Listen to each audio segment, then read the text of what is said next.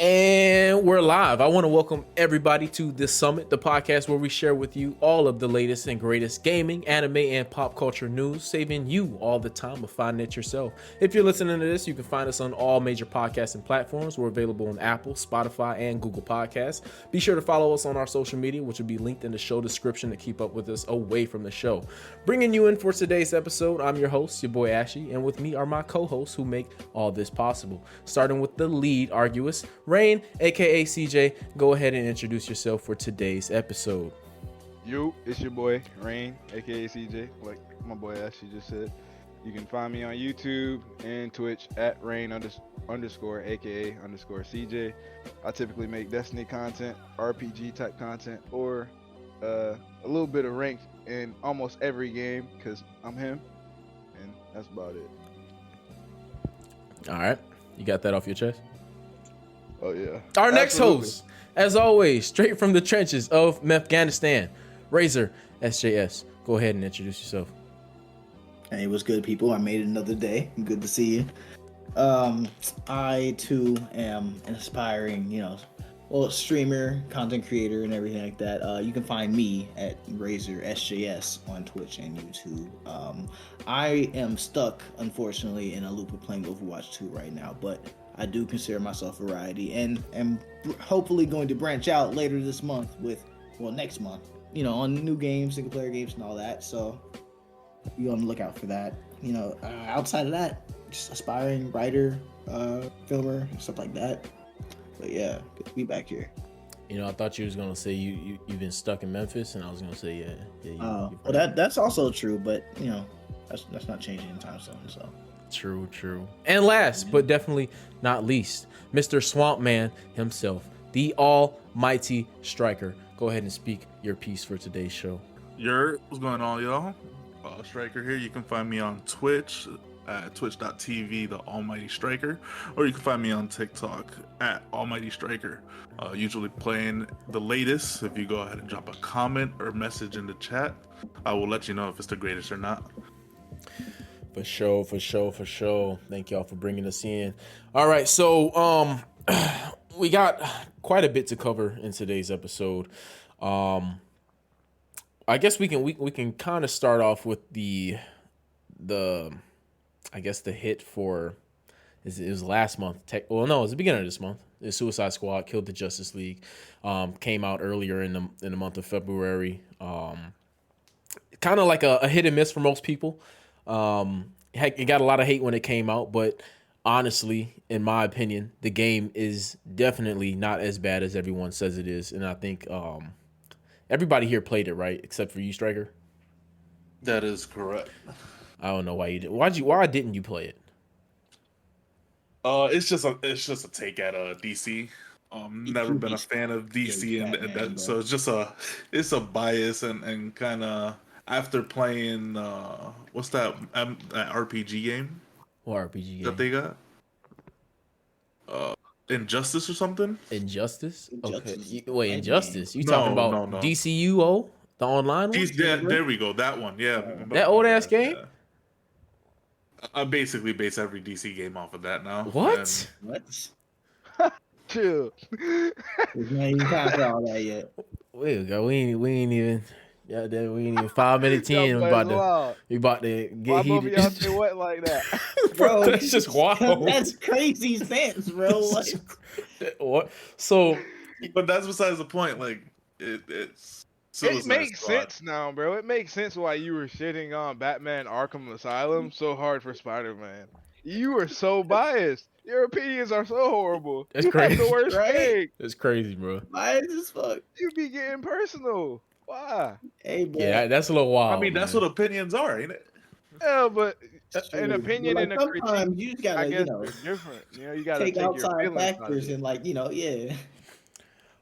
Okay. But, are we talking about Suicide Squad? Yeah. I want to cover Suicide Squad. Just because I want to cover Suicide Squad just because I feel like the game got too much hate for what it really is, and I feel like I honestly had fun in the game. And honestly, Razor can vouch for this. I was definitely one of those people who were like, no, I don't think this. I didn't have any faith in the game of it being fun, at least I was like, it's gonna be hit or miss. I thought when the game came out it was gonna be broken. I didn't think we'd be able to play it. That wasn't true. I mean, it had like a little mishap on the first day or some shit like that, but wasn't anything really too broken about the game that made it unplayable. I know as soon as I booted it up, I just like it was fucking fun. I'm not even gonna lie. Like I had to put everything aside. The game is fun. I think everybody should at least try it. Now, a whole different we can cover this later, but I don't, and I made a video on this, but I don't personally think the game is worth the price that it's at. And if I'm comparing it to like price wise, and we'll talk about this too, like how Helldivers is and how they price it at 40. I think that's a great standard game should be going for in the future. But we'll get into that. I'm kind of getting ahead of myself. But yeah, as far as Suicide Squad goes, the gameplay aspect of it's fun. I got nothing against it. I mean, does anybody else got a different opinion on that? I think it's so my overall opinion on Suicide Squad, I do agree with you. I do agree that it is a decent game that a lot of people shit on without actually critiquing it. They're just like going based off of feelings and know-hows and such. Because it's gonna get a lot of hate regardless. Because remember, this is the scraps from what was supposed to be like a Batman v Superman game set Yeah. in Metropolis, right? And that's what the fans wanted. So because it got scrapped by I guess WB or the executives, whatever, who wanted a live service game because it's more profitable, like there's already hate. There's already a hate train rolling for it. I mean, and it's rightful hate, but it's not right. It shouldn't be aimed at the game itself. It's not. So I do agree that the game is pretty fun, and there are a couple people going to miss out. I do also think that this is Rocksteady here, right? Yeah. The studio that makes single player games, and this is all of a sudden a live service looter shooter, which and isn't up their alley anyway, right? Right. So being a fan of Rocksteady doesn't mean you'll like that type of video game. So I can understand. I understand where the hate's coming from, but like I think it's driving away potential players. The game is practically dead right now. I think it's like sitting at 1,000. Oh yeah. Maybe we'll see something pop off when the DLC comes out because the first season is free and then the Joker's there and he's a big character. So I'll definitely come back to see and try out the Joker myself. I'm sure there's plenty of other people who will do the same. Um, but ultimately, I think one of the main problems is what you kind of hit on is that it's not worth the price of a full game. I can No. put aside my feelings and say that with confidence. It's not worth $70, and I would definitely, even though I'm like praising it for being fun, I would definitely wait until it goes on sale before you cop it because it's not worth a full price tag. And there's obviously a lot of things that are like done poorly because it's their first looter shooter. Like it is very repetitive. The enemy variety is damn near non-existent, right? And the little variety there is, those enemies are just fucking annoying. Like the bombers that be Yeah. at 2,000 meters out, just mortaring you, like that's annoying. Yeah, it's just annoying as fuck. Everyone else it plays the exact same. The characters play the exact same. That's a big L in my opinion. I feel like they could have really differentiated that. But those are all like just very specific niche like Yeah. takes and opinions that overall, if I just throw them away, don't have nothing to do with the game, I think the game itself is okay for what it is. Rain. I don't have any like huge take on the game besides the fact that I'm lying. I got a huge take on the game, I guess. I feel like the gameplay loop is kind of repetitive, like you said, because it does lack a variety, and that it is a play on the only enemies in the game are like the ugly shits from the movie, Yeah. basically, right?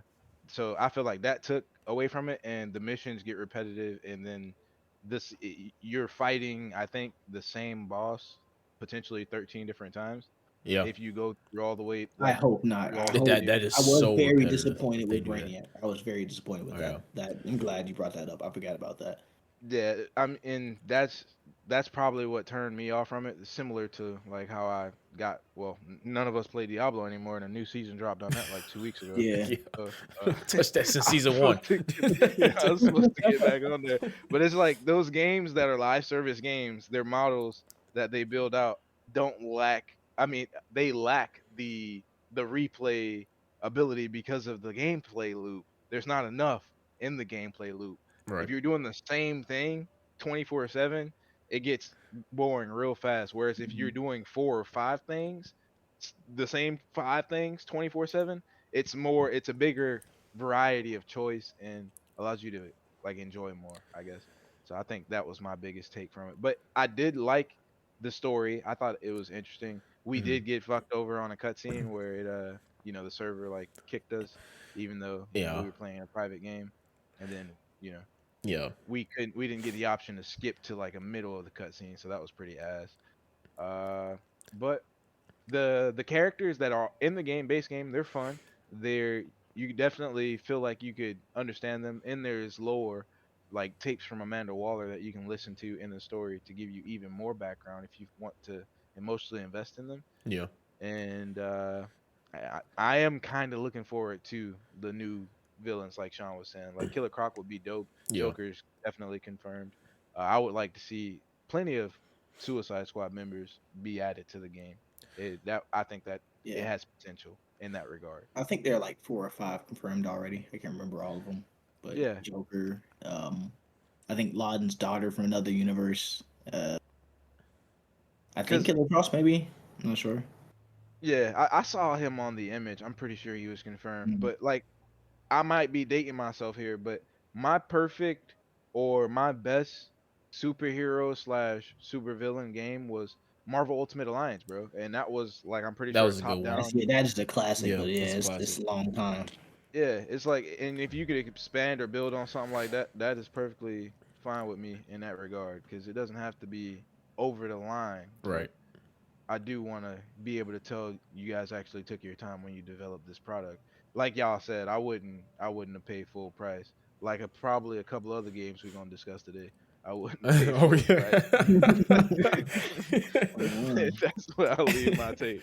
I mean So that's a good point. I mean, obviously the only reason I paid for it is because I wanted to play with y'all, and I did have a good time for that fucking week that we played the game. But I am looking Yeah. forward to season one, just to kind of get back into the game, just kind of see what they add, and I think we can get a good feel on what the future of the game based off of season one. I mean, kind of like the same shit we like Diablo. I haven't touched Diablo since season one dropped. Live service games really just they don't really. It's not really. It's I don't know. It's like got to be a that certain type of genre game. has to be for you It has to because be for you, you have to exactly, love the loop, and like it's hard to love the loop when it's not made well. exactly. Like I And That's what also want throws to people off. piggyback off of what Rain said about the what should we call it? I just had this man because I was holding on to it for the longest. 13 times on the bus. Huh? the Oh Brainiac. no, not that. It was Suicide Squad, but it wasn't the boss thing. It might come back to me. It might not. Whatever. Well, shit. Well, I think some more. Something. Go ahead. No, I was gonna say something to kind of follow up. Something what Razor had mentioned. The characters basically all playing the same. Yeah. And when Rangers brought up Marvel Ultimate Alliance, and you got that pool of characters that you can select from, each with their unique abilities. Like what do you mean by like characters playing the same? Like they have their unique abilities, but they essentially do the same So damage, same basically, animations. basically like I know it's a looter shooter game, but like instead of leaning into each character's personality and how they would fight canonically, they just made sure everyone followed a strict like guideline. Everyone has 2 weapons, a grenade and a melee, right? And it kind of equalizes out. They kind of like add some character by like limiting what kinds of weapons you can use based upon each character, right? But at the end of the day, it's just like everyone has the same exact loadout, 2 weapons, a grenade, and a melee. And the melees don't even change anything. This like the melees and the grenades, well, not the grenades, but the melees don't even actually change like the No. animations or what you do. They just change the damage numbers and the effects. So it's not even much of variety there, right? And it's kind of like the same for the guns so far. I didn't play to the Uber in game of preseason, so I didn't get the Bane set and see how that operated. But reading it, because you can't see all the effects before getting the equipment and stuff, reading it, it's just like it's one of those things where it's like it'll be a hit or miss. Like I didn't really care for the band equipment, which is why I didn't continue playing in game, Yeah. honestly, right? So that's what I mean. Like it would have been cooler, and that kind of ties into what I was going to say off of what Rain said earlier. I do like that they tried something different, and I praise them for that. And that's why I think it's okay for it to be flawed or mid Yeah. because it's brand new. It's not like the company had a tried and true fucking formula to do this off of. This is new shit. And Yeah. like one thing I want to make sure I praise that I don't forget the traversal system. Oh yeah. I think this 100%. amazing. I think they did amazing on that.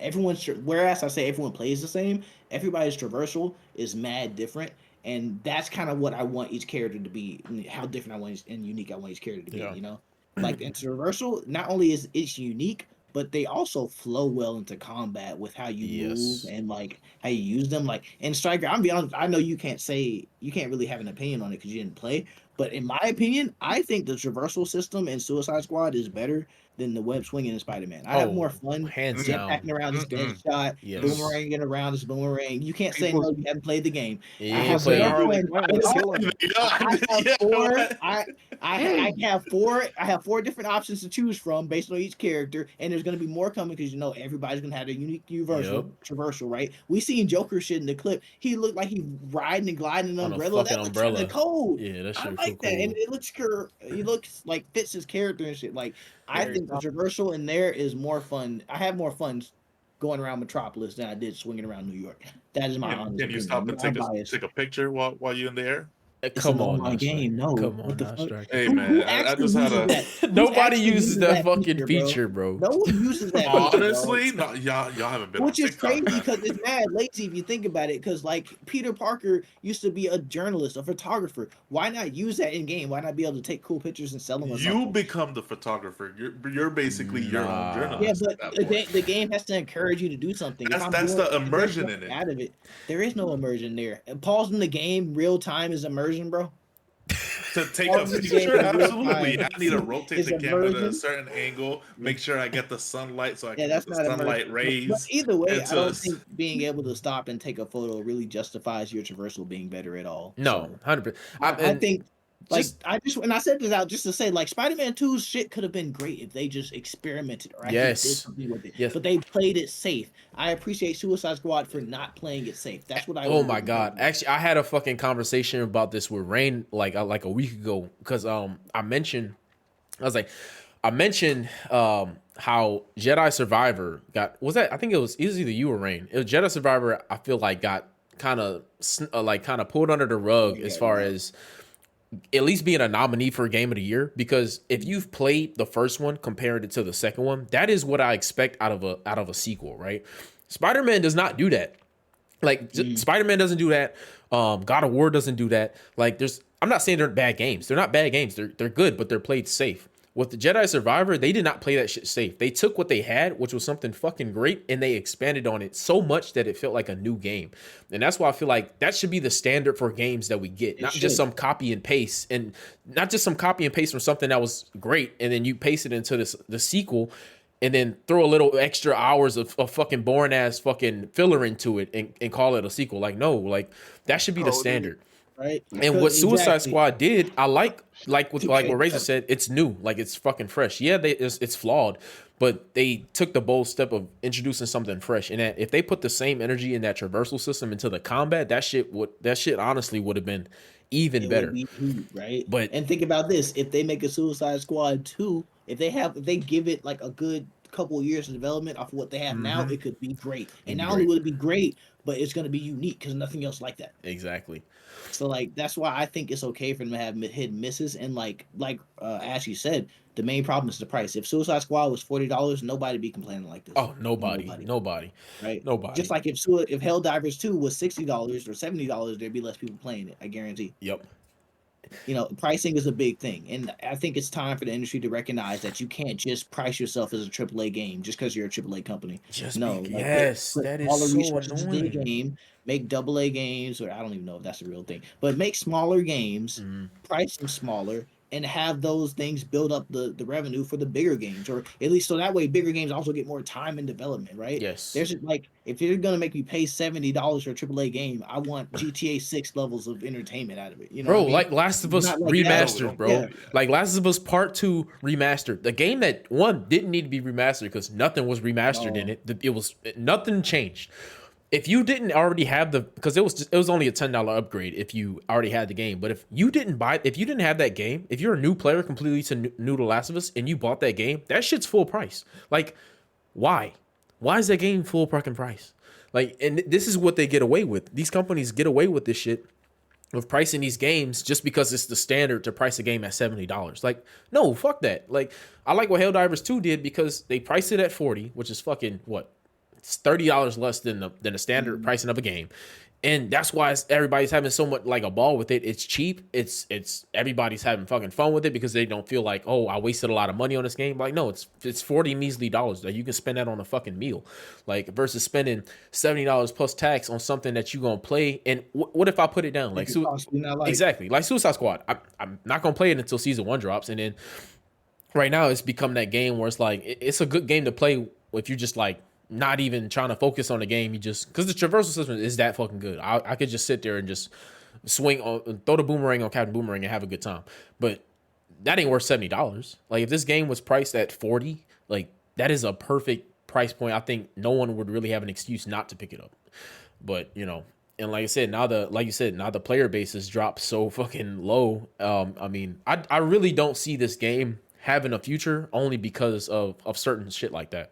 You know, like, yeah, season 1 will drop and a lot of people will come back just to see how that is because the content they're giving out is free. I mean, of course, you can upgrade, and that's bullshit too.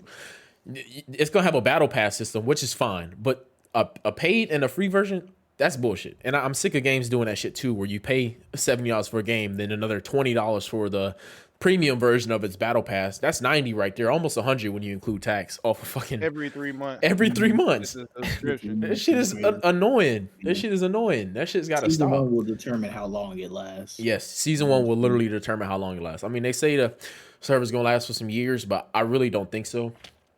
Because everything's about money. If the money's not rolling in, they're not gonna waste money keeping those servers up. And That's then why they made sure that we saw that agreement where they can take it down at any time, even though we bought it. Yep. And that's why I say it's not fucking worth the full price because now you spent 70 on a game that they can take down and you won't be able to play. Like that is absurd. Not own that bitch no more. It's fucking crazy. Now, this game would. I'm not saying it should be free, but it wouldn't be a bad idea for something like this to be free, and then they offer like a paid, like if you had a paid battle pass system for like Suicide Squad, but the game is free. One, it'll be a whole lot more players because it's a free game. You couldn't bash a game like this that hard if it was free. Mm-hmm. And then if it's live service, it can only go up from there. It's fucking free. Why not try it? You know what I mean? But you know that's just my piece on Suicide Squad. Is it a fun game? Yes. Does it have its flaws? Yes, but it didn't deserve everything. It didn't deserve all the prejudice that it got prior to the game even fucking releasing and prior to anybody playing it. Most people that fucking bashed the game didn't even play it, and that's my problem. Play it, bro. And they bash like how the superheroes die. Like, bro, you'd have a problem with that regardless. Yes, man. yes. It's. I mean, they're dying a bum, so like, why would you expect it to be great?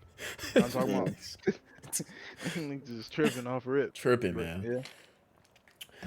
Yeah. But I guess. Oh, before we even fucking close up that discussion, I did want to address this, and I feel like this leads into like Batman. Oh God, I forgot all about that.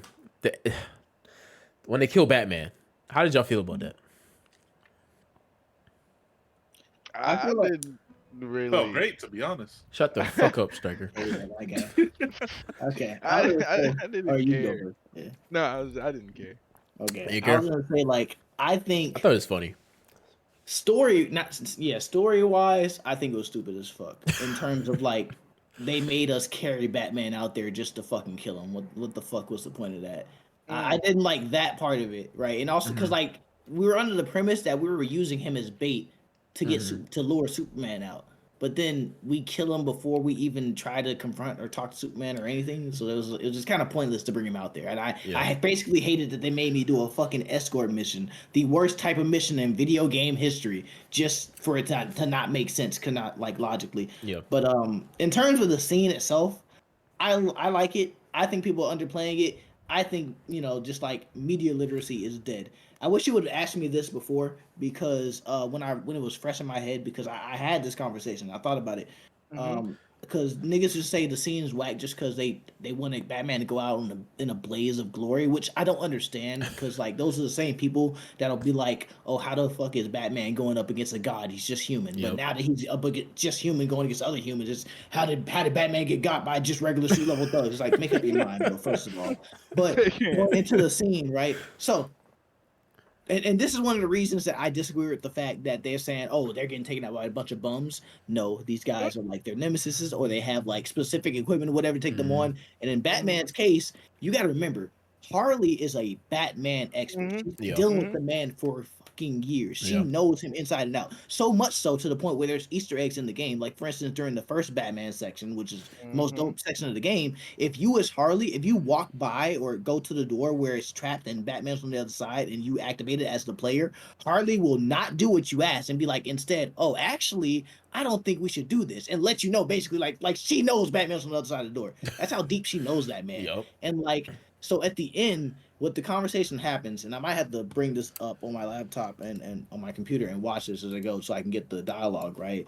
But basically the last words they said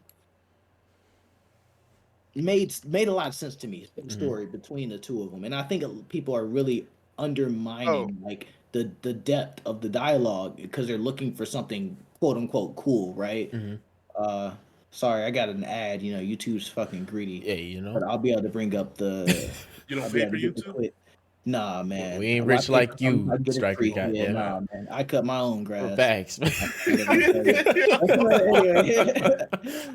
Wow. I don't pay for YouTube either. You know, I just Hold it on. was a question. While, Like, while I he don't pulls know. up that video, though, the only thing I thought they missed out on a huge opportunity when they're in the Batcave and listening to the contingent plans for all of the Justice League. I think they could have had Batman give a crazy speech about the different ways to take people down and still end it with the way that he ended it, where he Yeah. was like, "But there is no anti-Batman device, you know, like Yeah. that's just dead, basically." But they fast forwarded through that thing, and I mean, I get the humor and things like that, but I felt like that could have been a very serious moment and would have got people Yeah. even more emotionally invested in your game. It But would have. that's And just part of the writing. and they fumbled a little bit sometimes. Like, and I mentioned that in my video a little bit, like how the story had a good balance between serious and funny, because there was a lot of times where I was laughing at the game. The game is funny, but it's not Yeah. too funny where it's like, oh, this is just silly, stupid shit. They had some serious moments, but I swear if they would have put something like you said in that would have been perfect. Like that would have been complete on that whole balance of serious and funny on the story. The story So I wasn't got perfect, it now, but still. whenever you're ready. No, you can go ahead. So basically, so in the scene, right, when they put Batman on the bench, he starts doing the hero spiel of like, basically, y'all can do better than this, and all context for this, right? Mhm. A theory I had throughout the game was that the Justice League was always resisting Brainiac's influence, and that's part of the reason why we didn't get instantly like just kill blitzed by them, because they're all resisting actively and like not and they're actively holding back. Right. I do believe that, and I think there's several scenes that kind of point out to that. Like for instance, Flash could have killed them people multiple times if he really wanted instantly. to, but he never did. Or the fact that Green Lantern took him on a tour around the city instead of just taking him straight to Brainiac. I think they're resisting some of it and holding back, right? And I think Harley catches on to this in the scene, because when Batman first starts talking to them, he starts the whole hero spill of, you're just this, you can do better than that. And Harley cuts him off because once again, she knows him, she knows what he's going to say. She finishes the speech for him, and then she pretty much says, like, even under the control of Brainiac, even when you're evil, you're still too good. She says that because he knows that he's trying to better them. He's trying to like get them into a better mindset. He wants them, it's coming from a genuine place. Right, and she recognizes that, and she's letting them know, like, man, even when you're evil, you're just too good, and That's deep. and like, yeah, and so like that's what I got out of that. Is like Harley was kind of like putting him out of his misery, and it also just helped her kind of realize, because she brought up Joker, which is big because this is Arkhamverse where she broke up with him and they had the whole falling out and the Joker death crushed her and everything, right? Yeah. She even brought up how she was like, yeah, Joker used to be good at hurting people like that, but you're not so much. Like like if you take the time to read the subtext in the scene, it actually is pretty great, right? I'm not gonna lie, the ending joke she said is kind of like hit or miss for me. I didn't really find a deeper meaning in that personally. Maybe it's just, but also it's Harley, she's fucking crazy. Maybe it meant nothing, and that's the joke there, Yeah, but it's all about media literacy, and I just find that your average person doesn't have that because our media has dumbed itself down so that people can get the story better, so media literacy is dying. I think that scene is great, and you're tripping if you think otherwise. Now go back and watch it, actually think about what they're saying. It makes sense, and there's shit there. I like the scene. But then again, I mean, what you say about that too is a lot of people don't really want to pay attention to those those stuff that's hidden like that, if it's not outright in front of your face, people really they're gonna overlook it. You know, Yeah, it's but that small that's attention to the detail that stories, really bro. makes or breaks a game, and people just they don't want that anymore. Like they don't care for it. You know, Yeah. it's it's just shit. It's Yeah. the way it This is. also tie into like the Overwatch shit later a little bit. Oh Not yeah. not directly with media literacy, but like I feel the same. We'll get to that whenever we do. Bet. Just to get these out the way for those listening, March is coming up. We got the Game Pass releases and the PS fuck ass extra games releasing for the month of March. Starting with the Game Pass, we got Diablo 4 finally coming to the Game Pass. That's for PC and console. We got MLB The Show 24 just coming to console. We got Warhammer and Open Roads. For PlayStation, we have F1 23, Saifu, Hello Neighbor 2, and Destiny 2, The Witch Queen. So if those interest you, go ahead and pick those up. Back to it. I don't know. I kind of want to.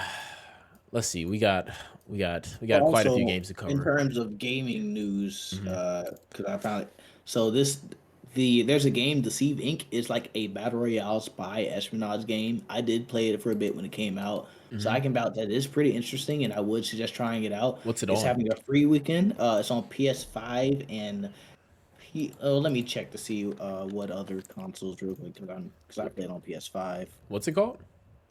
Deceive Inc. The Sea Um, of Ink. Deceive Inc. Oh, Just Deceive Inc. Oh, I'm not. It looks like it's on. I'm assuming it's on consoles now, right? Oh, I'm Deceive not getting Inc. news otherwise, right? Okay. So it's having a free weekend starting from today all the way to March 4th.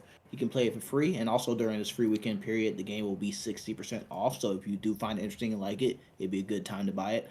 And the big deal with this, so that even if you're old and returning players, this is for you too, because this is a showcase of the game's overhaul. They overhauled the game system. There are changes to animations, recoils, their controller updates, new healing items, change up the meta, map updates, AI agents, a lot more that they didn't really get into.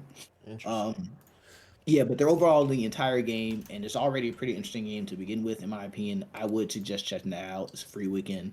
Why not? It's something new to try if you're interested. Yeah, I just dropped it in my wish list. Shit, that is it is really cheap. Appreciate games like that. Um, I guess our next we can go into no. I wanna hear what Rain got to say about Skull and Bones. Rain, break us down, Skull and Bones, man. Let us know, Black Rain. Come on, yeah, let us know, Black Rain. Black Rain was my great pirate name, and the ship that I currently have is named White Death. Haha. You know what I mean? Anyway, but the game itself, like it was a great idea, bro. It's Who is it from? like the great Ubisoft. Who the Ubisoft? movie, Oh, great, Mhm. love Ubisoft. and man, the best thing they've said about the game so far is it's the most engaging title to date, right? And they said players typically play 4 hours a day. They don't tell you how many motherfuckers is playing. Or what they tell us, or like, you know what I mean? There's a reason they're not really talking about the problem, but like the game has so much potential. It's just like I was saying earlier with Suicide Squad, the replay loop in that game, base wise, story wise, when you're trying to go through the progress of leveling up, it's really just blow up this ship and get these supplies and then come back to this port.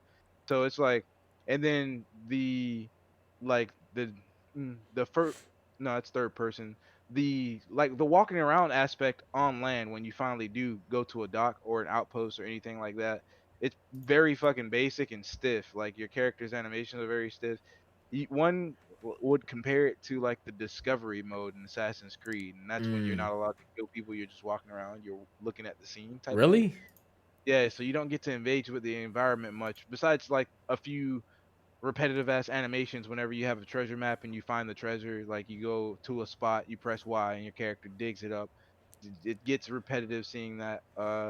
And just picking up random loot. There's cannonballs and supplies on each outpost, or you throw some cocaine on like a Burning Man statue to increase your crew stamina for 20 minutes. Huh. You know, yada yada yada. It's things like that that I feel like they could have added more animations or went more into detail with. Like if you're going on a treasure map, like let's raid that island, like my whole crew get off and we searching for the treasure or something like that. Like I feel like it could be more engaging compared to what it is to say that you developed it for 10 years and you already had the premises or the base foundation of the game because you took it from Assassin's Creed Black Flag, which you still utilized in Assassin's Creed Odyssey Mm-hmm. and Assassin's Creed Valhalla. Those all had ship fucking travel systems in them. So like and then the boarding of ships was 10 times better in those games because your crew actually fought other crews. Like, why couldn't that be a thing? Like, if I board another crew, our crews fight, and like we got muskets, we got fire bombs, we got swords, and we're fighting. And captain to captain, you could either be encouraging your crew to fight the other crew or something like that. Mm-hmm. I mean, I guess because it's a live service module, you might feel like that would take you out the fight and cause trouble, but really the only thing you're doing, like the boarding, you can sit in the cutscene there and just cheese your like ship and not get hurt. There's just there's a lot of things I felt like they could have expanded on in the pirate life. But as you reach the end game, I will say the end game loop in that game is pretty interesting. Like, but Is it?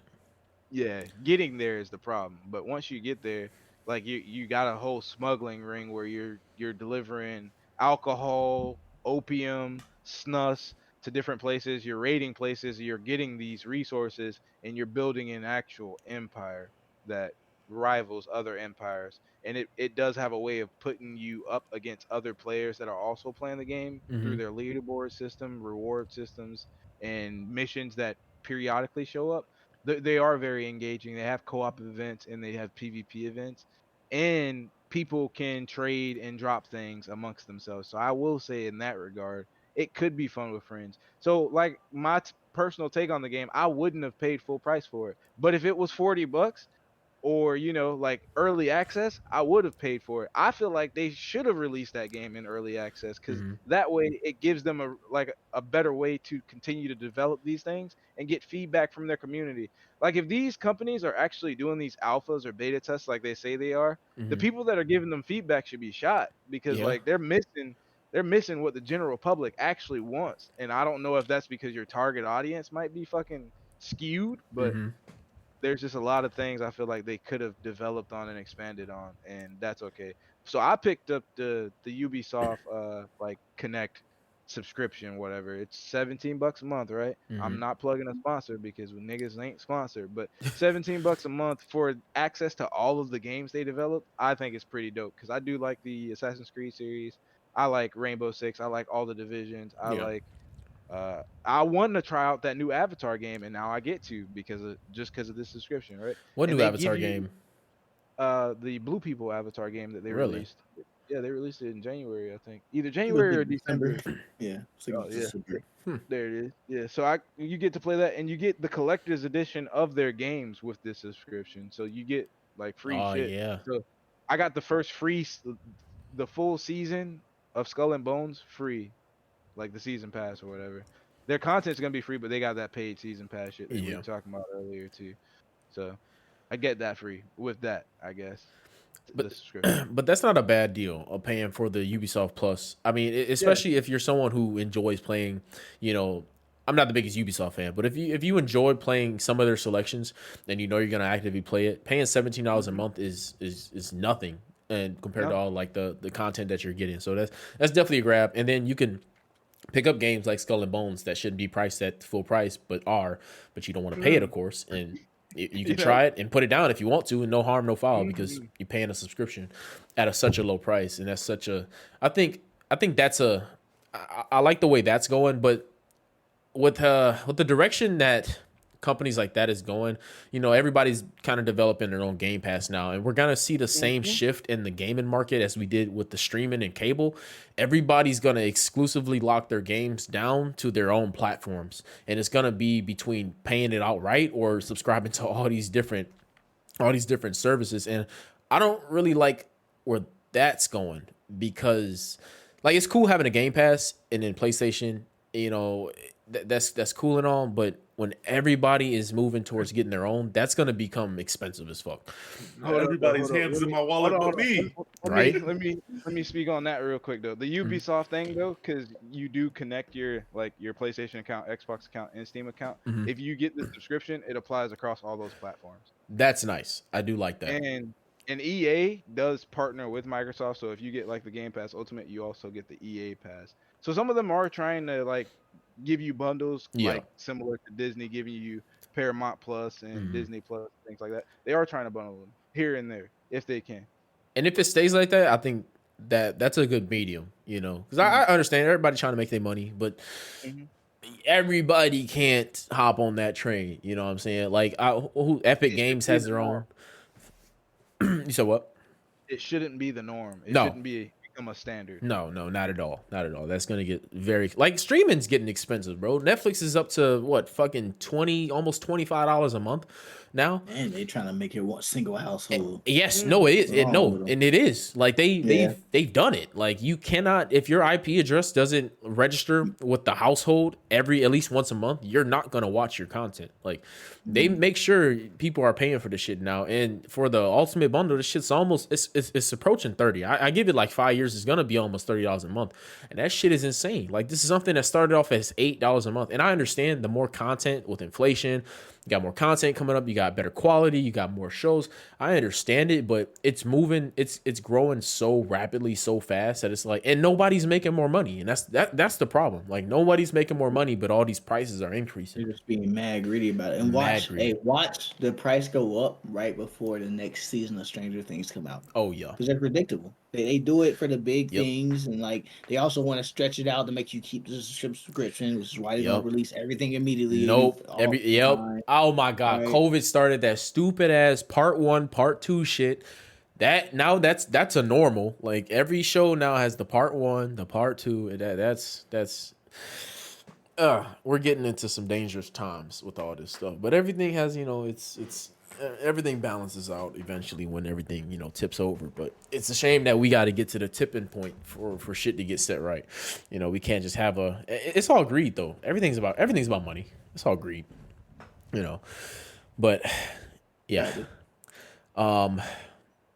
Striker, you didn't play Skull and Bones, did you? I did. I played the beta or whatever that free weekend. How were you feeling about it? I enjoyed it. I thought it was fun. I played with my wife, and it was something that we got on and could play. Your wife plays games? She does, yeah. That's fucking cool. Her favorite series is the Halo series. And it's crazy because, those type of games where you could just local co-op and play. Yeah, hell yeah. Like, it's sad that those days are gone. I know. I miss those days. I really do. You know what? There's because there's no money in local co-op. Hell no, ain't no money. You can share the same console, same TV, all that. They say, why would we want you doing that? I feel like Suicide Squad could have definitely benefited from a feature like that. I don't know about that. I feel like Suicide Squad has too much going on for it to be split screen. Yeah. Split screen is something that gotta be simple, or you gotta be able to share a screen. Like Lego. You can split screen Lego. Right? Like Baldur's Gate, they have the one screen together. You need something like that. But like some games with I don't think it'll work very well with FPS games because you gotta need the whole screen. Like it should be possible, but I wouldn't play Suicide Squad like that. Nah, you look at games like the X-Men Ultimate Alliance or Marvels and like those back in the days. Yeah, but those follow the top-down view. Yeah, that's what I'm talking about. I'm definitely for having more games as seamless co-op though. I'm definitely for it. I'm actually because I always loved the co-op aspect as a kid, and honestly, playing co-op, like you said, no one wants to play split screen. So having a full screen and still being able to play co-op online with your friends, that is the fucking dream. I fucking love games that do that. Suicide Squad did a pretty good job at it. I'm not gonna say a pretty good job at it. Like everybody stayed in the squad. You went mission to mission. If you got left behind, your head exploded, shit like that. I like how I didn't think it'll be as seamless as it was. But, I think that's why it's nice for Suicide Squad. I think it's nice for Suicide Squad because it makes sense within the game and they lean on it. Oh, you too far away from your squad? Waller's gonna blow your head off, and they let you know, hey, you're doing too much. Get back there or go Yep. back to the mission. And like, it makes sense. I do because I don't think Suicide Squad stuff is that seamless. The fact that you need all 4 players to stand in a circle to start the mission. Yeah, The fact that if one of you gets too far away, then you do get that off map thing and you're gonna die. Like, I do hate that, but the fact that they played it into the lore of the verse is what made it great. Yeah, That's definitely. a very solid take. I like that take. All right. Pal World 2. It had a lot of hype when it came Why out. did you put 2 on there? It's just Power World. Not Power World 2, my bad. I'm reading Helldivers 2 and my bad. Power World had a lot of hype when it first came out. Striker, I know you played it for a little bit. Played a shit ton of it. Yeah. You kind of like the only one here that played it, honestly. I played it for like 10 minutes on stream. I couldn't get jiggy with it. I couldn't, man. I think I'm looking forward to play it, but I'm waiting for crossplay because I got friends on Xbox that play it, and then I want to play on those dudes' private server. I need to play it with friends. That's one of the games where I 100% need to play with friends. I'm not gonna play it by myself. I feel like survival games in general are games that are funner with friends, unless you're just like a person that kind of originated or played Minecraft and have your own little world and just have at it. But the concept is cool. I like the concept. Is it really? Is it Pokemon? Is that Pokemon? They definitely ripped off Pokemon. I mean, essentially. No, I'm not on chill. Okay, because like I'm not gonna lie, I have not played Power World. I haven't played Power World, but I definitely take its side. Like, I haven't played it at all, and I might pick it up when it comes to consoles, like Rain said, because I do like what they did. I like, not that I'm uber interested in the game itself, but if I get it, it'll be to play with friends, and also because of what they did. Because ultimately, I think Power World's success comes from the fact that it takes the beloved idea of Pokemon and actually evolves and does something new with it. Pokemon's been releasing the same bullshit, year after year after year, just changing the color, giving you one new legendary Pokemon, give you a brand new color on the title, and boom, new Pokemon game. That's all they've been doing. I don't play Pokemon, but like that's what I hear, that's what I see, and that's what people have like really been pretty much showing me through Power World success. Because Power World came in, gave you Pokemon, but like, oh, but guess what? You can give them guns. Nice. Or guess what? You can build a base on top of it. Guess what? You can capture people too. Like, they just took the idea of Pokemon and gave it new things, and like that's what drew people in. And like,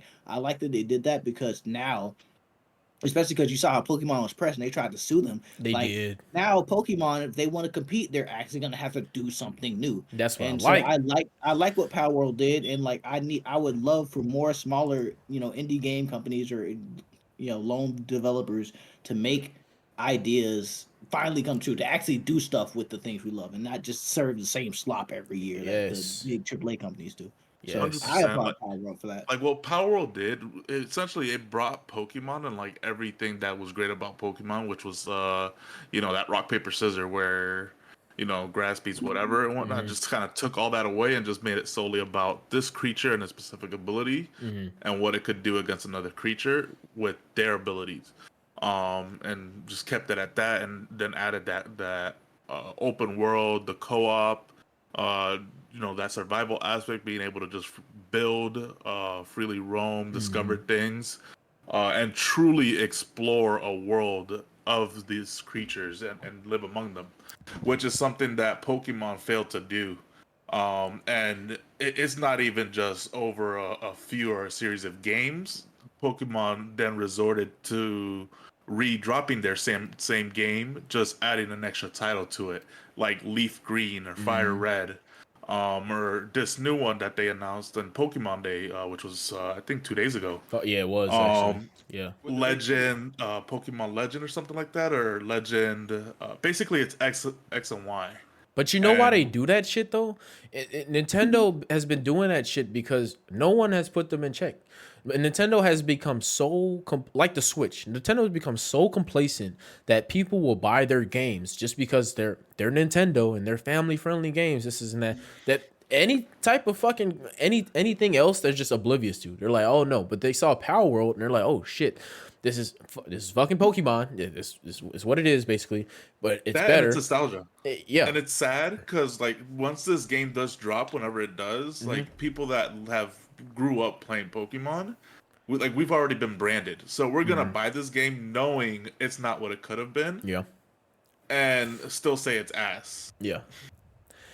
But we still gave Nintendo the money, so they don't have a reason to change. They don't, but that's the problem. And that's why I like what Power World did, because it challenges Nintendo. I like when companies challenge other companies to be better, because the thing is about consumers, if we see something better, we're gonna go to it. I mean, look at the Xbox 360 versus PS3 days, right? Xbox 360 was superior, but as soon as PS4 came out and Xbox One was his competitor, Xbox One was fumbling the bag. What did people do? They swapped from Xbox to PlayStation. I mean, and now you see a lot of people swifting from PlayStation over to PC, because it's just like, so competition is good.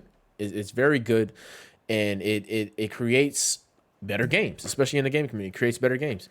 Now you see a game like Power World, Nintendo, I hope they look at this and go, oh shit, well, maybe we should start listening. Maybe we should just stop counting on the fact that motherfuckers are gonna buy our games just out of nostalgia, and motherfuckers are gonna keep buying our games just because we're Nintendo. Like, that shit gotta come to an end. One of my discrepancies with Nintendo actually is a whole different topic, but I don't like what they're doing with the Switch. I think, because if you've seen the rumors for the new Switch, it's kind of bullshit. They're not even apparently dropping an OLED screen on the Switch 2. They're gonna drop an OLED screen on the second version of the Switch 2.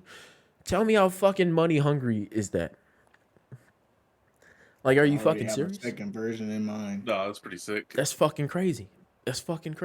I've always like had a grudge against Nintendo, because like they rely on their exclusivity. They rely on having Zelda and Mario and just keeping it to themselves. Too much. Like, they can put a lot of focus. I get it. It's a family oriented system, but you could definitely, I mean, they try to run AAA titles on the Switch. It doesn't work, but they try. You can make a AAA game system. You can make a pretty powerful system and still have your family games on it. Like, the main problem with Zelda was because people, like, Zelda barely ran on the Switch, and people were upset about that. Like, that tells you how outdated that system is. And your exclusives that you're putting out can barely run on this, but you're still trying to advertise AAA games coming onto your system, like Hogwarts, right? They brought Hogwarts out on the Switch almost 9 months later. That shit didn't run. Shit ran like dog water. Like, I feel bad for people who actually purchased that on the Switch. Yeah, when MK1 came out, the graphics on that, terrible. But they blame NetherRealm and stuff for that. But it's like, nah, bro, it's the console. Come on, it's the console. You can't. What are you expecting? It's the console.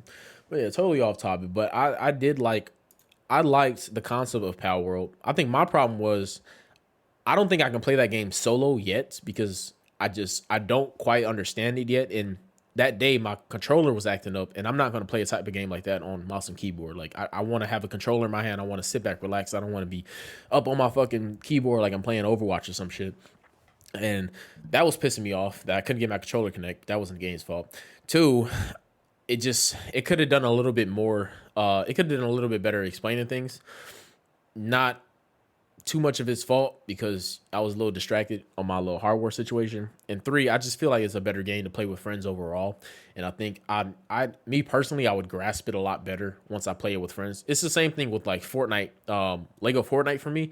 I was against it till I played with fucking Razor and the boys. And then once I played that shit, I mean, we only played it like a couple times, but together. But once I played it, I was like, oh shit, I could actually see myself playing this by myself, So I think that's the same feel I'm getting from Power World. So when it finally does drop, I hope everybody does pick it up, because I do look forward to playing that game again. Is it gonna be crossplay though? Did they confirm that? That's what I'm waiting for. Cool. Yeah, they confirmed that in their they already released like a roadmap and a plan of their updates that they're trying to push out, and crossplay was one of their big bulletins. Nice. Between Xbox and PC. And I mean, we get it free on the Game Pass, so I didn't want to buy it on Steam for $40. That's the only reason. Yeah. Quick it's side note, crossplay should be standard, but it should be. It should be. But I understand it taking some time to get put in effect. I don't understand it never showing up. Yeah. That's when we got a problem. Yeah. But I do want to double back. I know it was off topic. That analogy you used was shit. Okay, I just gotta touch it. Niggas did not go from the Xbox 360 to the PlayStation, whichever one that launched, or over the Xbox One I said the quality. Oh, well, you talking about the one to the PS4? There you go. Yeah, they didn't go from Xbox 360 to the PS4 over the one because the PS4 was better. It was because PS4 PlayStation playing online was free, and niggas wasn't trying to buy Xbox online because their parents weren't gonna fucking buy it for them. Nah, right? PS4 wasn't free that year. No. No, That's it when was. PlayStation That is introduced the paid service. Mm, Yeah. No, he no, has a not good point. Well, Yeah, PS4 introduced paid when subscription. you that were year. saying when people switched to PlayStation over Xbox, it was free, bro. Like PS3, when the PS3 dropped, because the PS3 No, dropped no, at the no, no, same no, time no. the I'm Xbox talking One dropped. about. I meant to say no. I That's know saying what not you console. said. Play Xbox 360 was the popular console over PS3. Xbox 360 was a superior console over PS3 in that generation. Once Xbox One came out and PS4 came out, Microsoft had a bunch, like, their marketing was off on the Xbox One. First of all, they had terrible marketing for the Xbox One. They made it so you had to have the Kinect. That was fucking stupid. They ended up fixing that, but like a year later. Like, there was so much wrong with the marketing on Xbox's side that people were just like, I'm gonna go over to fucking PlayStation. And that's what happened, because PlayStation actually that year they stopped the free online shit on PS4 that year. They introduced the paid subscription, which was smart because it made the service a lot better. They Yeah. didn't do that till they got hacked, bro, by Lizard Squad. No, And yeah, they that got shit their had ass already hacked. been out. They It did get had their ass already been hacked. out long before they got hacked, bro. And I do remember that the marketing for the free shit was Xbox PS3. wasn't you had to have the Kinect. It was that when you bought that bitch, it came with the Kinect. So people were like, why can't I just pay you less to have Yeah. like not get the Kinect? And then Right. that's when they started making other versions of it and selling it without the Kinect. It wasn't a bad marketing strategy. It was just like they tried to force you to have everything, like all the accessories, and upsell the price when you didn't need it if you weren't going to utilize it, right? Well, something they did didn't work because PS4 outsold Xbox One like a Because I motherfucker. just told I'm you. thinking like so niggas- the disconnect. Y'all are both kind of right. So like I remember this because PS3 was free. There was no PS Plus needed to play Yes. online, Yeah. and that continued on. That it was there at the beginning of the PS4's life. Mm. So I see what Mhm. Carl's saying. He's saying that when PS4 first came out, they swapped because it still was free at the time. Mm. Just Like, it's niggas in the NFL and the NBA that even said that's when they switched to PlayStation. But then when the PS5 and everything came out and everything was the same, like you had to play on both Yeah. sides. Yeah. Overall, niggas went back to Xbox. But I mean, at this point, the shit, it doesn't matter because they No, it almost doesn't. damn near have the same specs. It's either you have a console for exclusives or just like Well, your preference, I guess. I'm glad you brought that up because that carries us on perfectly into what I wanted to talk about later on, which is what the Xbox is doing with their exclusive games. But just to tie Yeah. more onto that, I'm way past all the fucking console prod shit anyway. Like I said, I was a huge PlayStation fanboy, and I'm very upset with what Sony's doing with the company and with the console today. I very much appreciate what Xbox has done with it, especially with its Game Pass and what Microsoft is doing to move forward with this company. Like I'm very appreciative of that. Like I've opened my mind to a lot of shit when it comes to gaming now because I'm like, fuck this console war shit. I'm trying to play games with my friends. I don't care if my friends got an Xbox. I don't care if my friends got a PlayStation or PC. I just want to be able to play with them. And we're in 2024 now. That should be the fucking standard. Like, there's no excuse for anything less than that. And so I like what Xbox is doing. And I don't understand why people got a problem with it, with those exclusive games going to PlayStation. I think it's fucking great. I think all these games should be on everything because everybody has different platforms. And if you want to buy a Did people PC, have a buy problem it. with that? Yes, bro. It's all over fucking TikTok, and I don't know fucking why. They don't even have really justified reason. They're just angry. Yeah, there's a dude who took his Xbox back to GameStop and traded that bitch in because he was like, I'm fucking done. The Xbox is ruining the company. I'm like, it's not that deep, bro. Relax. Yeah, it's really not because when you think about it, the Xbox is Microsoft, which is just Exactly. a PC. Exactly. Like Exactly. they should just give up their console and all just because Sony done threw all their money at every studio that actually makes story games. Like this shit is it's childish, man. Meanwhile, Xbox just want to support EA. Fucking EA. shitty ass studio. Yeah. It's in the game. You know what? Actually, speaking of EA, they laid off 5% of their company today. Why? Again? Yeah, they didn't say who. So that's why Where's their customer service department? Fired? Yeah, that's probably who they laid off. You know? Damn. Probably- No more HR boys. Yeah. Travel to this out here. Shit They was fired. reading my Twitter post and it was like, you know what? He's right. Fuck it. Fuck it. Let's fire him. Nah, that's crazy. Yeah, but I mean, do y'all personally have a problem with Xbox exclusives or even PlayStation exclusives going over to Xbox and vice versa? No. Yeah, another like, one. Yeah, I don't even be a console petty. game. You got to be a petty person to not want them to receive the game. yeah, I bro. know, Yeah. right? I encourage them to play them because I Yeah, wanna, right. I wanna be nostalgic watching you enjoy something I Facts, enjoyed. For real, facts. But that's I- just me. I really wish I could, especially now that I'm on PC. I really wish that all the PlayStation exclusives I can just buy immediately on fucking Steam or some shit. So I'm like, Like, don't It comes buy out a year after. Yeah, That's yeah, what I I was mean. gonna say, like, I'm not about to what wait they a said. year. I'm not about That's to what wait a they year. said, but I've been waiting for God of War Ragnarok for a lot longer than a That's year, what I'm saying, brethren. Hey. I think that should be the standard, bro. If they should have deals with exclusives, just have a timed exclusives, a year, and then boom, moves on to the next console. That's Then cool. once again, like that, I can go watch Xbox players play God of War because it's been a while since I played it, and you Yep. know, get a little refresher. You know, That works. That's a nice little happy medium. That's not bad. I mean, shit. Like, I mean, but this, I don't know why people are mad at that either because PlayStation started doing that shit.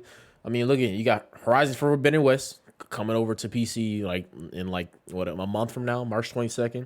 You got fucking God of War came over to Steam. You got fucking Last of Us came over. I mean, the ports were pretty shit when they first dropped, but they came over, I guess.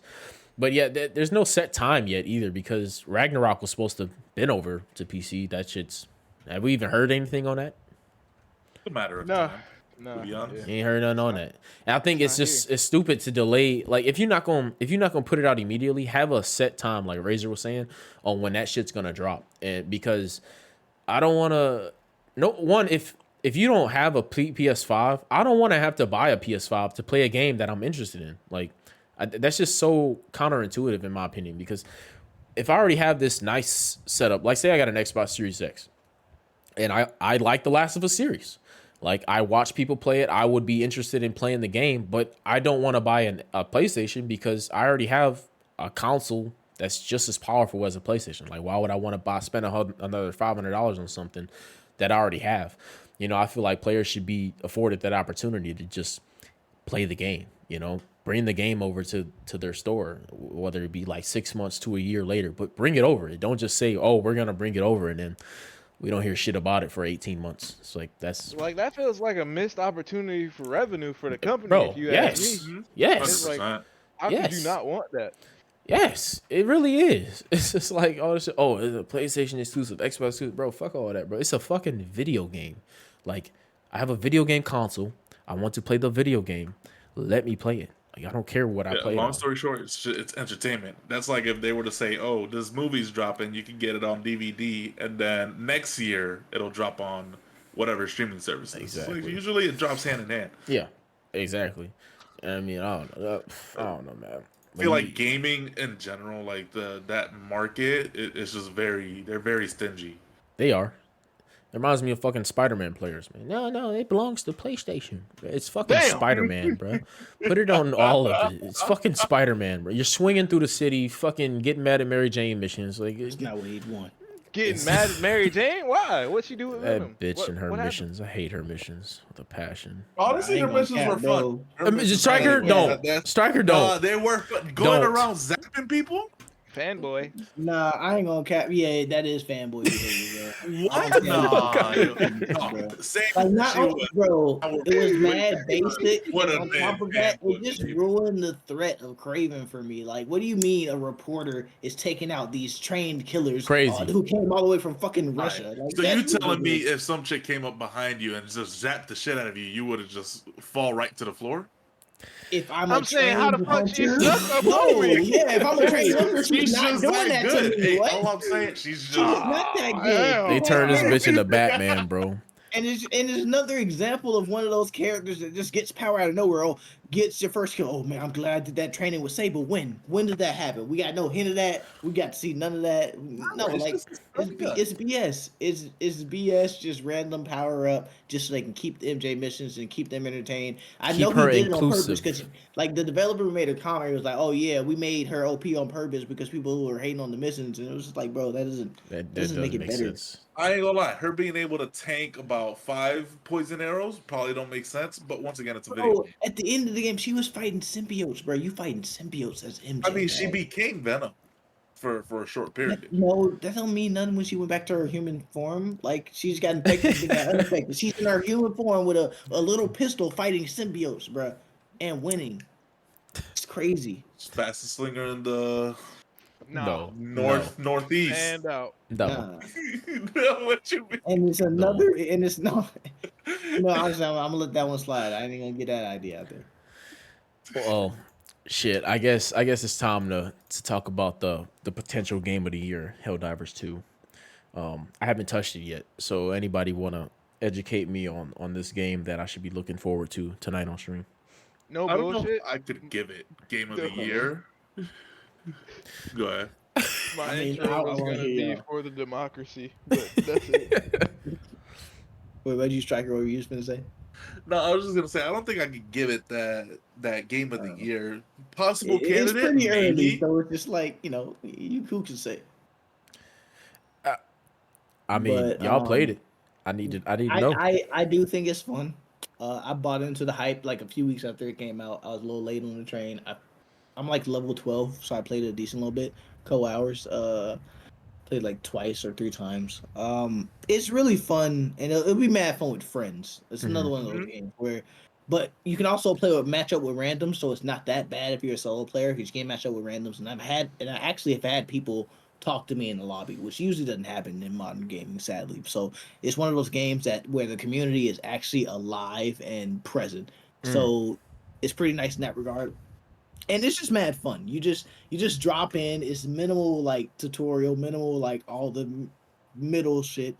You just drop in, completely subjectives. And I'm not gonna front. I'm not gonna act like it's the best missions ever. The gameplay loop can be repetitive, but it's also big enough, and like the enemies and encounters are crazy enough to where it doesn't really matter. You don't mind doing the same missions because most of the fun is in the combat you're experiencing along the way anyway, right? Okay. Didn't you guys just lose a planet or Yes, a war? we did. They beat our ass, boy. And it's Fair enough. and it's mostly y'all fault because the player base stayed on the bug planets, knowing Yes, they damn did, well we because needed it's help easier. on the It's on the- on the- easier. on the planets, bro. Exactly. It's That's- easier. When I Yup. got the game, I saw the major order and like a good little Helldiver. I went to the Like a good little Automaton planet. Helldiver. Yeah, I was level 1 fighting them bots. I fought damn near nothing but bots. it But was y'all like- let us down. It's what everybody did. But They guess what? tried. The major campaign now is on the bug planet. We're gonna succeed with flying colors, I bet.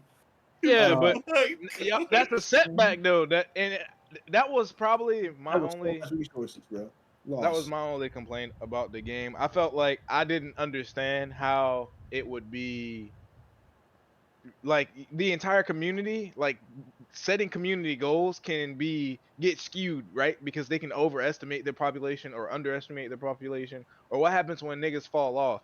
Like what happens because you lose access to those planets, right? Once you lose them? I guess so. Yeah. So like what happens when most of the player base falls off once you guys reach like maybe 6 planets deep and y'all got 6 different type of enemies, I'm you know, curious for that. further down the line. Like that I mean, I could imagine. I feel like the end game would be like It's Super modular Earth enough for itself. scale. I feel like the end game itself would be Super Earth itself under attack, and we're defending the last planet. We are the last Helldivers, and like that be the game dying. I think That that'd would be cool. dope as hell. But another thing I want to say, Dope. because in the story sense it'd be dope. But another thing I want to say is that the game is a fantastic metaphor, a great satire. It is a fascist propaganda satirist game, right? So the whole point of the game, right? And this is another thing I love. You know, every modern game normally does creative characters where they want you to give every detail and really make a distinct character. Helldivers is the complete opposite. You don't get a name, you don't get much customization, and as a matter of fact, it is by default set to give you a random voice every time you respawn to further emphasize that you are not the main character. You are not one person. If you have died, Damn. if you have died once since the tutorial, you are not the same Helldiver. You are a different person. And I love that because it plays into the story. The story is that we are told that the bugs and the bots are going to destroy our way of life, and so we need to take care of them, and even if that includes flying out to the planets they're on and wiping them out. And the thing is, we as soldiers are told to not to question it, and we're just kept in line because they're saying, "Oh, for the democracy, it's for the people, for liberation," under a common cause type shit. And so we don't question our orders, but realistically, like the shit we're doing it's one of those things where you're the bad guy, right? And it's further enforced by the fact that they don't care about you. If you die when your teammate reinforces you, that's another person. You're dead. You know, they like they condition you to like know that yeah you're gonna die out there. There's no ifs ands or buts about it. It's going to happen, but you're gonna do it for the democracy, and you do it without question. And it's so funny how the community has like played into that idea. Mhm. Like I don't know if y'all know about Gantz the Demon. Mm-mm. You don't. Can't So say. Grants the Demon was he is a player. He plays Helldivers, right? And there's a viral clip of him team killing and right before extracting, so he kills his teammates and then he extracts by himself. Oh And shit. so the community made an entire joke, entire meme that went honestly way too fucking far about how he is wanted by the democracy. Right? And so Mhm. because of this, Gantz was kind of like attacked cyberly and shit like that. And I assume if he ever was found in the game, he would be team killed. Mm-hmm. So and it evolved, and they actually like got an interview with the man and everything, and it's so crazy because they were talking about like trying to get him banned or something. Like they're Damn. just taking it way too far, bro. And it's so crazy because it plays into what the game is saying about how you'll mindlessly follow orders, and like people are IRL fucking doing it. It's so insane, and I hope people learn about this. This is tying back to media literacy. I hope people learn about this and read between the lines and can see what's going on because another viral TikTok that I've seen that I think is amazing. Now I'll probably send y'all guys if I find after this, right? Mm-hmm. It's a Helldiver. He did a skit, but it about how telling about how like he thinks what we're doing, well we're the bad guys basically, and it all makes sense because like if you play the game right on the planets when you do open world missions, there can be side missions sometimes that you sub objectives that you optionally can do right for Mm-hmm. extra loot and stuff. And on the bug planets, one of the side missions is destroying a research facility or destroying an antenna, right, that sends out messages. But when you think about it, it's like, bro, the bugs are unintelligent as far as we know. So why would they have a facility for that on the planet? And so like it led to the idea of what if we, because also in the tutorial, which takes place on Mm-hmm. Super Earth, goddamn, you actually get to experience fighting against bugs. They have like hatcheries for them. They have like them contained in certain areas, so you shoot at live bugs during the boot camp. So it's shown that they know they can incubate and grow the bugs themselves. So they're saying like, what if they send the bugs off to the planets they want to invade? Let the bugs do the work, wipe off the planet, and then send us Helldivers. They'll clean it up so that they can take the resources and use the planet for Hmm. Super Earth. And it's a very interesting concept because like it's true. Why is there research facilities on those planets, and why are our jobs to destroy these antennas and research facilities? What message or what research are we destroying? And there's questions that we just don't ask. We just do it because mindless fun, shoot bugs, shoot bots, blow shit up. It's Yeah. it's amazing. So you don't really think about it. And so it just plays very well into what the game is meant to be, and I think that's pretty great because I can't think of the last game that has like a double meaning like that really stuck out or really had deep meaning and philosophy behind it. Do y'all think and like I said, I can't I haven't played it yet, so I don't even have an opinion on the game yet. Do y'all think that we've had any game come out yet this year to date that's a potential game of the year nominee?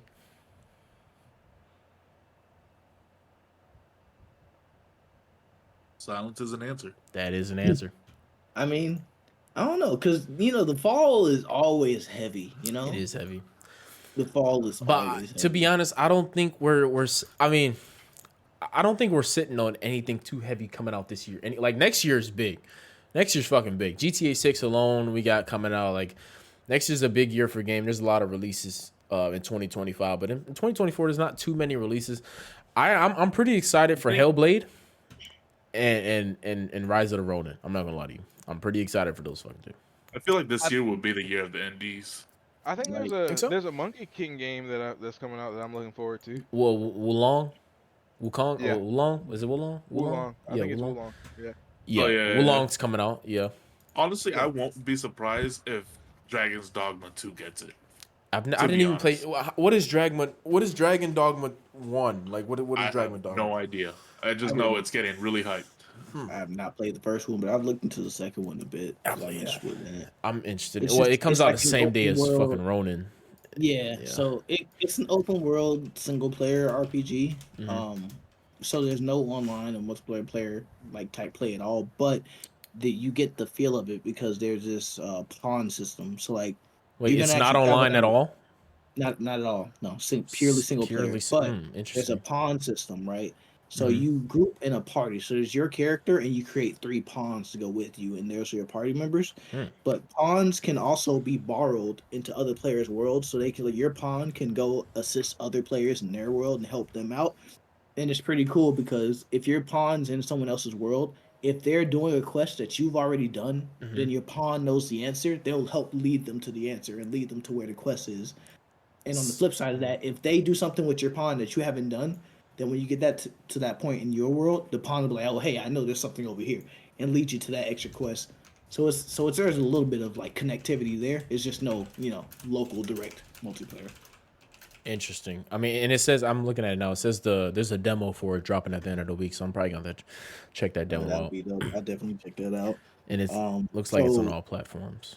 yeah, Okay. so the gameplay looks to be like it's class based. So your whatever class you pick is gonna be however you play the game. Mm-hmm. So and it looks to me like you can freely swap between them as you please, and of course you can like assign them to your pawns as well. So you can like create your own party. Like we're talking like Baldur's Gate, manage a party type thing with Yeah. different classes and stuff like that.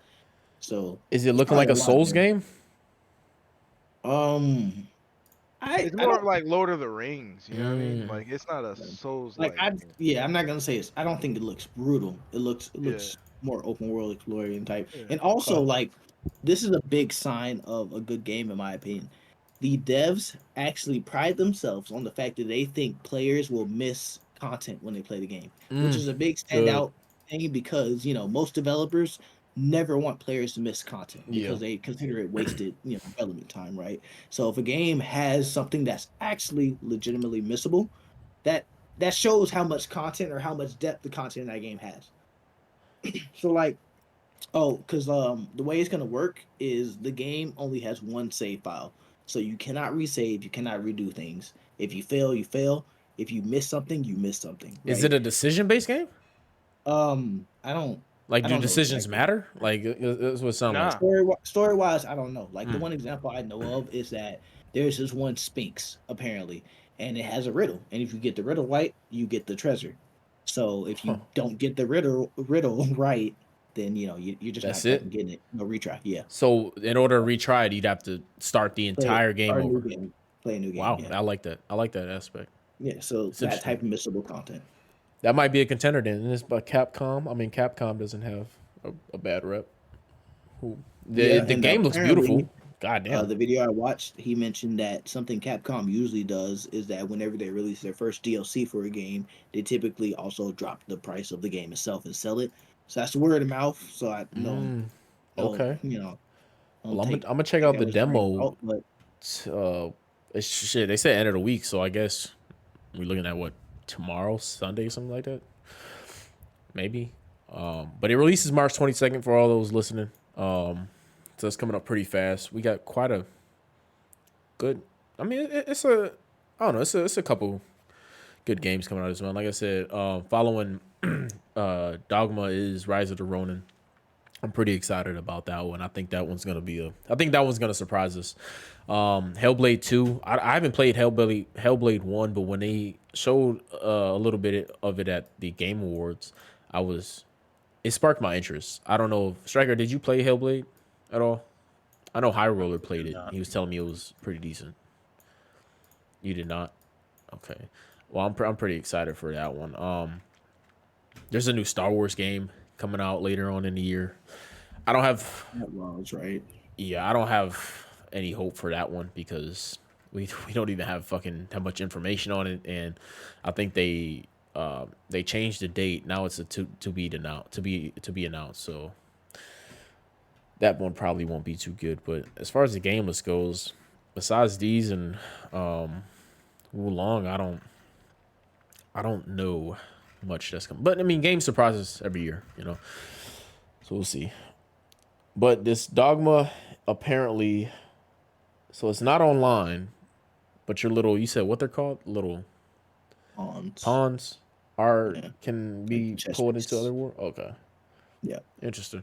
So you can use other people's pawns. They can use yours when you're offline, I guess. But Shit like that, and they can share info between them. Striker, what's this Enshrouded that you were talking about? It's got some good reviews on Steam. Damn. So you mentioned the Souls like game, and Yeah. you go ahead and just mix your survival, open world action RPG and any Souls game, you basically got Enshrouded. Uh, you can play co-op with up to 16 players online. Go around, create your own little civilization if you want. Just create a whole city. Mm. The whole point of the game is you're a flameborn, the last ember of a hope of a dying race. Awaken, survive the terror of a corrupting fog. While in that fog, you basically got a timer above your head. And if you let that timer hit 0, you basically succumb to that fog. When you enter, it'll even state that you're enshrouded. But that's where a lot of the terrors and all of the villains are, is within those enshrouded areas. So the game forces you in there to try to like rid the land or the world of this terror. And it's a pretty cool take on a survival game. It's definitely different, Yeah. especially with its combat. That where like Power World or Ark or games like Valheim, it's kind of pretty straightforward. Just defeat him or use whatever pal or we'll say tame, I guess in this case, to kind of help aid you in this combat. It's strictly hand to hand or whatever you choose combat. The game provides you a skill tree of like 100+ nodes in which you can branch from and become whatever style you want to play as, whether it's a mage, an assassin, or a paladin, or they have a whole bunch of things, and even mages is not just a straight mage. Like you just align yourself with a specific type of mage. Like if you want to be a full caster, if you want to be a cleric, or if you want to be kind of like I don't know what they would call them, but the mages that just are more for buffs and debuffs, things like Support that. type. Right, there we go. And it's even same for your melee or range RPG style of combat. These people really went all out with their combat and what you can do or how you can play the game. I played the game for about a couple hours, and I think the game is really solid. Okay. The game is definitely a must try or worth buying into. Yeah. For its price, it's not a lot. Once again, it's an indie game. But I feel like where this game, it was unfortunate for this game. It's not where it lacked. It was unfortunate for this game was that it released a week after Power World had released. Yeah. So that's a this problem. game didn't have its time to truly shine. It lived in the shadow of Power World. Yeah, and that's unfortunate. Well, the game is priced at $30, so I guess it's not a lot of money to lose if you don't like the game. Obviously on Steam you can obviously refund it if it's not for you, but I think that's a pretty good price point, especially for the review. It's got 35,000 reviews, sitting at 9 out of 10 on Steam. So, shit. I mean, No, the game it's wonderful. If you like building, crafting, and stuff like that, or even if you're just a straight like get in there and just fight a whole bunch of monsters, like it promotes both playstyles nice. and it rewards both as well. And it is multiplayer, right? Up to 16 players in a world. Oh shit, it's not too shabby. Okay. All right, moving on. Razor, we got Overwatch 2. Season 9 dropped a few weeks ago. How you feeling about it? We know you're the biggest Overwatch fan here. Oh man. Well, I do think step in the right direction. You think so? Sure. Yes. Why you say that? Because they're actually doing big changes, right? Usually they do changes through just upping or lowering damage numbers, like usually like buffing, a few characters that will just be temporary solutions. Season 9 completely like flips everything on its head, kind of, and we get to experience like an entirely different game. And I would, I prefer we get changes like this every once in a while, as opposed to just those little few slight changes like twice every what 3 months or however long a season is. Yeah. Um, Do you think the games have gotten more balanced since last season? I mean, balance is tricky. I'll give them that. And then also every time you bring something new out, there's probably something you overlooked or something that was forgotten about that's gonna make a big difference, and it just takes a while for it to get figured out by players or something. Yeah. Or we just gotta get it in our hands and get a feel for it first. And for this one, I mean, players have, and we're getting kind of dominated by a poke meta because it's just best to have a character who can always apply the DPS passives like everybody, tracer, soldier, someone who could spray like that. And also the lack of healing makes it to where DPS can overpower support pretty easily in a lot of situations if the team's not playing perfect. I like it. I think it maybe just takes a little bit of adjustment time for people. I think the big controversy here is the hitbox changes. You know how they made all the hitboxes and projectiles larger, hitbox larger. It's pretty easy to land shots. It's pretty insane how far away you can be from someone and it still registers as a hit. Yeah. And it's really crazy to consider headshots because someone can shoot over your head and still headshot you. So yeah, that'll probably be a lot adjusted. of people are hitting a lot of shots more. We do get a little bit more health in exchange, so it kind of balances out the kill time overall. But there are some clear winners and losers in the patch, but there always will be. That's true. That's true. Any I other? think like the controversy here that we could discuss is whether or not you think making the game, because like they did this to make the game more accessible, right? Like make it easier for the lower level players to hit shots is why they wanted to do that, and make you feel more effective. And it's like, do you think making the game more accessible like that, do you think it's a positive or more of a positive or negative thing? I think it depends on the type of player you are. I think what Overwatch is, especially when they introduce Overwatch 2, I think they're trying to appease like kind of like a broader audience, especially with gaming today, especially with these FPSs. Everything is kind of just on go go go. There's a lot less strategy that's put into a lot of these games, and I think especially, I mean, we see it in quick. Well, I'm gonna touch on that a little bit later because we mentioned a little bit the other day that quick play kind of feels like ranked now, and ranked kind of feels more relaxed than quick play. So I don't really know where Overwatch is going, because I find myself just kind of stressed out when I'm playing quick play. Like, it's just so much, and it's so toxic. Like, you can't just go in there and have fun. Like, it's just it's getting annoying to me. But what I do like about the new changes is I like how supports they don't feel impossible to defeat anymore. Like, supports were a little bit too broken, especially when you're dealing with like somebody like Mercy, right? You're trying to kill her, trying to knock her out the sky. But her heal output, well, not even just her, whoever she's attached to, like, it's almost impossible to kill. Like, this shit is annoying, and I'm glad they're doing a little bit something to adjust that, because it just made the game seem a little bit just too annoying. Like, you'd have to focus the supports in order to win a team fight, and I think now that they're kind of changing that up a bit, it's making the game a little bit more balanced as far as that goes. But I haven't played too much of the season yet to really kind of know where my thoughts are on that, but that's where I'm kind of standing right now. My main discrepancies with the game were really about how it was just very difficult to press on a team fight when you had this healer just outputting more heals than you can do damage on an enemy. And I don't think that's really good for the game.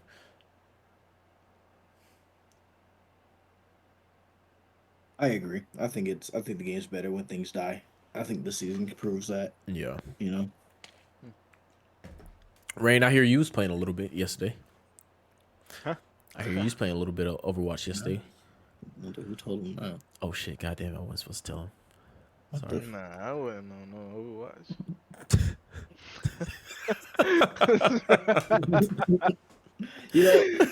Before I fit talking about it, I like the change they made to the rank system. I do like seeing the numbers and seeing why I'm falling more or less or higher. You know, I prefer this much better to that card thing where you gotta play 10 whole matches before you get to see a change and you Oh, can that's still done? end up the same rank. Yeah. Thank God. So I like the change in the rank system.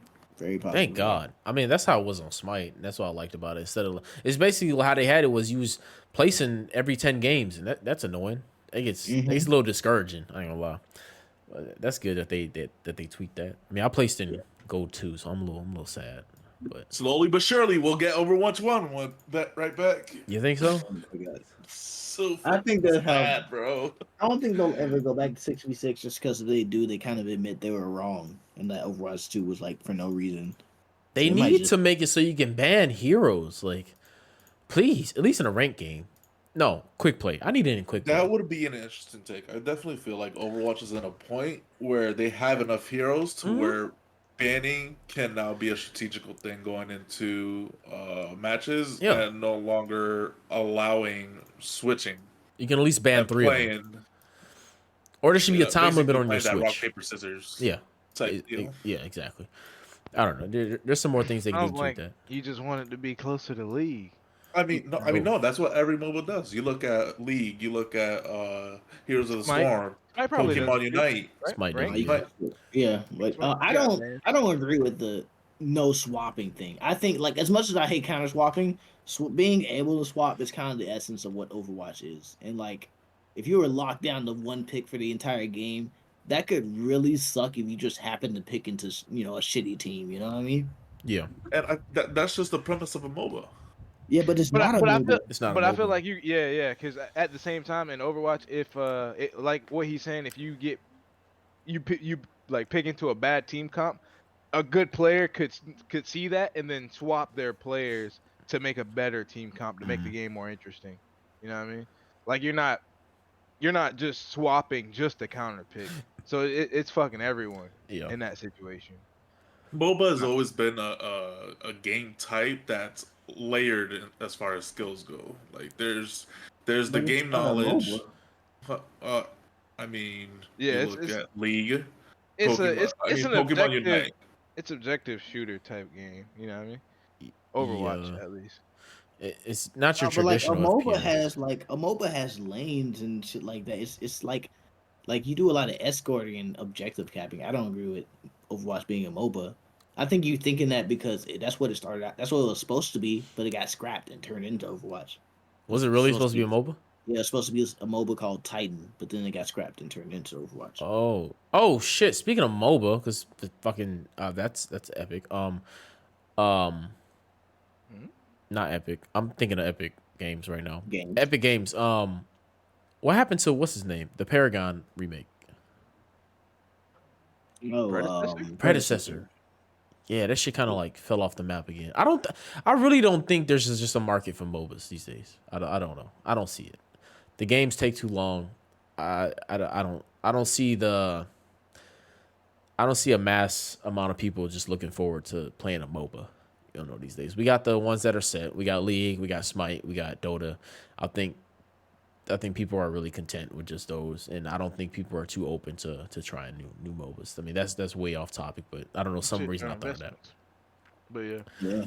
I don't know. And most people who play those have already been playing for years. It's niche. It's a niche audience. Like MOBA players are very niche. Like I like MOBAs because I grew up on Smite, but like that's not everybody. Everybody can't just like dive into a MOBA, you know. And it's very slow pace. You know, people don't like slow pace. One of the reasons MOBAs are so popular for viewer wise is because it's easy to follow what's going on in the overall match. Yeah. You know, like you got the overhead map, you got the fact that most of the time their engagements aren't going to happen at the same exact moment, so you can watch the interesting engagement while someone else farms and not even have that on camera. Whereas something like Overwatch is so chaotic. Who do you spectate exactly at all times? You don't know who, because whoever's going to make the play is going to have the most interesting cam, but who you know is going to do that. But MOBAs are pretty easy to follow and watch, and even if you don't like, I don't know League, so like even if I don't know the characters, I could watch it and understand what's going on just because I have general MOBA knowledge. Yeah, you know? Yeah, that's true. Anything else you want to touch on for season 9? Nah. Anybody else want to touch on anything before we kind of get to closing?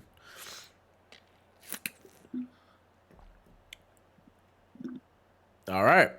Well, we kind of touched on a lot of the topics in that last Oh section. wait, before it is mentionable. MK1 Peacemaker came out. If that's you, and I've watched some people play him a little bit. I haven't played it myself. Oh, John But, Cena. yeah, Okay. that guy. I was like, what the fuck? And I saw Max, Maximilian dude, the big fighting game dude. He actually praised the design of the character for like it being creative and like it It's actually funny. flowing together and shit like that. And yeah, so he's saying it's a greatly designed character as far as I am aware. So if you are an MK fan, that is definitely worth checking out, going back into. Of course, the servers were down when he came out, but it's not Sorry. his release day anymore. So hopefully they're back up. They've also added crossplay. Oh, about time. There it goes. Look at that. There's some more stuff we could touch on, but obviously we can move that until next week. But as far as everything covered on the games, that's pretty much all we got. Pretty much caught up on the last few weeks. We've got some expectations on the next few weeks at least. What are y'all most just in closing? Like, what are y'all most excited for this year? Gaming wise, like, is there a certain game y'all are looking for? Y'all are most excited for, or like Well, an update come y'all on looking now. for? Uh-oh. Destiny's Young? expansion, There bro. Because that's gonna determine like Whether What? there's still a studio. company. You know what I mean? So depending on how that like plays out, I might be done. I'm gonna pick my flag up and stop banging, fam. But nah, it's just I think that's gonna be great. Like I'm looking forward to how they tie up the story like over the last 10 years. It's tying But- up. Mhm. Yeah. Oh shape. shit! Final shape. There's an They're end. finally doing that, and then there's an end to that 10-year story, but they want to continue to go. Destiny 3. No, not necessarily. They have a different It's like model. So instead of Destiny seasonal live model, service. yeah, they want to do episodes. Is this Which not a is- live service? Yeah, it's just kind of weird how they talking, bro. What the fuck? What the? What's this been the whole time? It's very weird how they talking. They And the trying game to. plan all along. What It's the like- fuck? What do you mean this isn't a live service model and these expansions can't already be considered episodes? What Or the these fuck? seasons aren't episodes. What the fuck are episodes? It's just we left with a lot of questions, right? But they tying it up. 10 years of story, and I think that's gonna be very emotional for a lot of people, and it is their final hope to prove that the game isn't dying. When does it come out? June 18th? Oh. Okay. How long is it gonna be? June 6th. What do you mean? Like, is it like a chapter? And how long is it? It's allegedly a year's worth of content, brother. Or A year? however many. Hold on now, let me finish. Or however long it take the game to die, because they haven't come up. Well, they haven't told us where we go from here after this. We know this is supposed to be the end of the light versus dark saga, but they Mhm. haven't hinted at what the fuck the next saga would even be. And the way they move, right? If you know who Bungie is from Halo, right? Mhm. Bungie typically sticks to games for 10 years. And after they do them for 10 years, they go to their next idea and they rock with it. Mhm. Solid. They already got an IP, a new IP in the works. Marathon, right? But let's Yeah. take a look at this. They just had to lay niggas off just like Ubisoft, EA, and everybody else, right? And they laid these niggas off, and they tried to tell people they laid them off because, how bad things were, and Sony made them do it. Sony came by and was like, we ain't even know y'all laid people off. Why the game ain't release on time? They got visited by Sony on the day they were supposed to release the expansion that they pushed it back from. And they niggas act like they didn't know that they pushed the delivery date back, gang. That's Uh-oh. alarming to me. That's alarming to me as a fan. Sounds like some But, discourse. And they told them already if this shit flop, they gonna take over the company. So it's Oh. not gonna be Bungie no more. It's gonna be Sony or Sunji afterwards. He said, "Play with me if you Sanji. want to, digga." They said we cutting the heads off the snake if this shit flop, and their pre-order numbers already look kind of horrendous because there hasn't been huge marketing because of the things that have been going on. They've been letting their fan base down. They don't know what to market. Exactly. Everybody wants the next Darkness subclass, and then you said you weren't gonna give us that, and then you delayed it, and you still not gonna give us that. Yeah, all right. You know what I mean? So it's just like their fans are actually getting fed up and are tired of just throwing money at them and them pretending they don't have money and just selling skins. You know what I mean? And then putting the money from this game into your IP that nobody gives a fuck about. That you're also not marketing. So it's just very confusing. Hey, none of these studios marketing new IPs. All we hear about is new IPs, and nobody got a market for it. So we're a little confused. That's okay. But you want me to pay for your season pass and get a premium season pass and pay to skip ranks in the season pass Yes. just for fucking cosmetics? Yes. Nigga, did you forget I think have you an did. imagination? I can imagine I look fly as fuck. I just want to play a good game.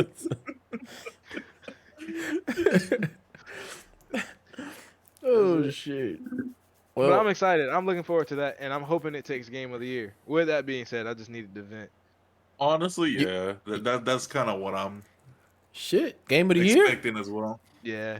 I mean, we really don't got much to drop it this year. You don't? Yeah. Damn. Okay. And that story should be like a roller coaster. Honestly, Bungie, like with what's been releasing this year and how big of a studio they, were. They should easily, or ideally, I should say, I won't say easily, they should ideally be able to take Game of the Year, or even at least be nominated, Okay. especially to wrap this up. Okay. That's respectable. And if they don't? Only he takes over. He said y'all gotta produce.